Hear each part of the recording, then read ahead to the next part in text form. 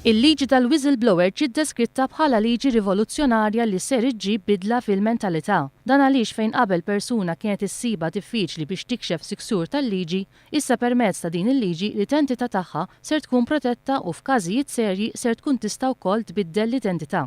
Dan qalu s-Segretarju Parlamentari għall-Ġustizzja Owen Bonnici waqt konferenza tal-aħbarijiet. Is-Segretarju Parlamentari ħeġġeġ lill-pubbliku biex jitgħallem dwar din il-liġi u jagħmel użu minnha. Owen Bonnici għamilha ċara li l-każ jista' jinkixef biss jekk jersaq quddiem il-pulizija jew inkella tkun ix-xewqa tal-whistleblower stess. Din il-liġi ser toffri wkoll inċentiv lil min ikun wettaq xi azzjoni ħażina jew li kien kompliċi fiha.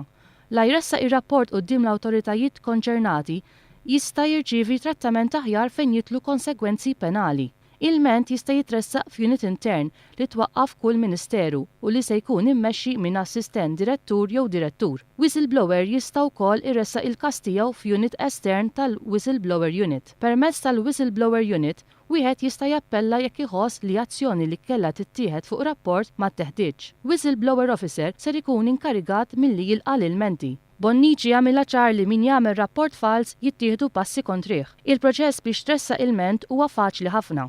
Proċedura hija waħda sempliċi ħafna u għamilni apposta sempliċi biex dak li jkun jużaw. Kull min iħoss li tisir il-ħażin quddiem għajnejh, speċjalment fil-kuntest ta' post tax-xogħol għalkemm mhux biss, kull ma jrid jagħmel jikteb ittra u jindirizza lil persuna responsabbli minn kull dipartiment dwar il-qasam tal-whistleblowing. Allura min jaħdem mal-gvern jew anke mal-privat u jara li tisir il-ħażin quddiem għajnejh għandu jikteb ittra fejn jinforma b'dan lill-persuna responsabbli. Din il-liġi tapplika għal ħaddiema li jaħdmu kemm mal-gvern u kif ukoll mal-privat. Għal konferenza kien preżenti wkoll is-Segretarju Permanenti Prinċipali Mario Kutajjar.